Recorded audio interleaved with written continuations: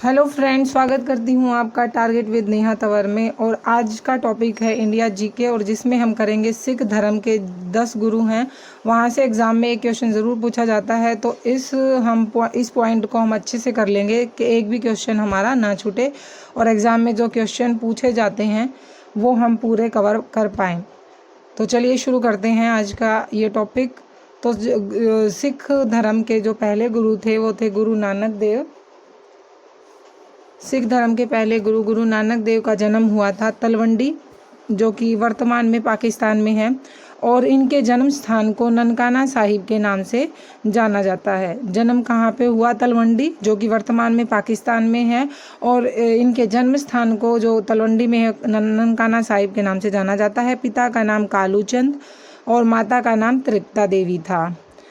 इनको ज्ञान की प्राप्ति हुई कालीबेन नदी के किनारे, और इन्होंने लंगर व्यवस्था की शुरुआत की थी। और पेपर में ऐसे पूछा जाए ये किस किस के समकालीन थे? इब्राहिम लोदी व बाबर के समकालीन थे। ये क्वेश्चन पूछा गया है, तो ध्यान रखना।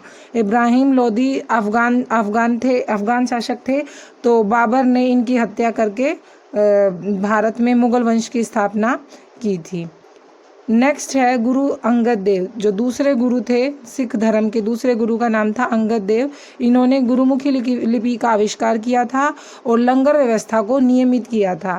लंगर व्यवस्था को शुरू किया था गुरु नानक देव ने, और लंगर व्यवस्था को नियमित किया था गुरु अंगद देव ने, जो कि दूसरे गुरु थे। नेक्स्ट है तीसरे गुरु अमरदास। इन्होंने धर्म प्रचार हेतु, यानी कि सिख धर्म के प्रचार हेतु 22 गद्दियों की स्थापना की थी। कितनी गद्दियों की स्थापना की? 22 गद्दियों की। क्यों की? सिख धर्म के प्रचार हेतु। किसने की? गुरु अमरदास ने, तीसरे गुरु जो थे।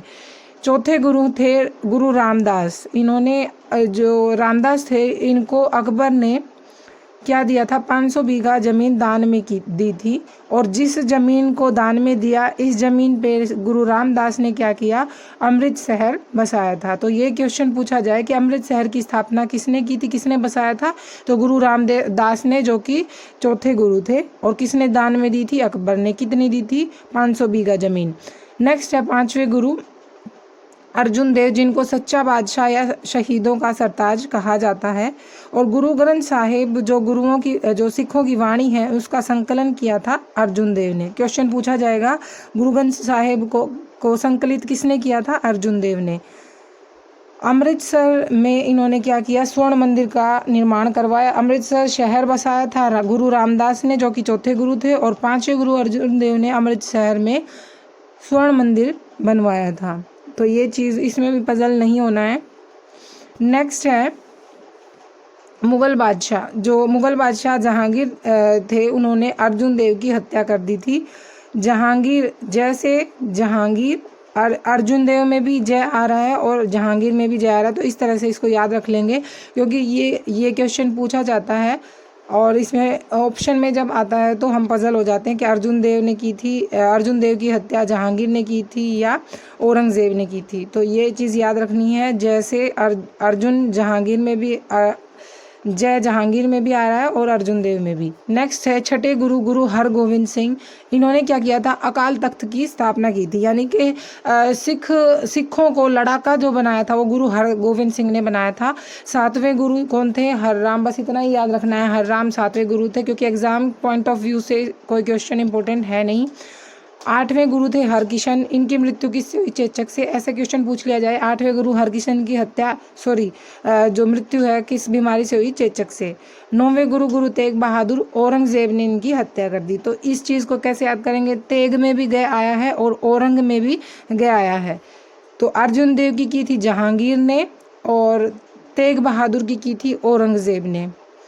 ये हर बार क्वेश्चन बार पूछा जाते हैं ये दोनों क्वेश्चन, तो याद रखेंगे। ये 9वें गुरु थे। और 10वें गुरु थे गुरु गोविंद सिंह। इनका जन्म पटना में हुआ, और 13 अप्रैल यानी कि आज ही के दिन 1699 में इन्होंने खालसा पंथ की स्थापना की थी आनंदपुर साहिब में।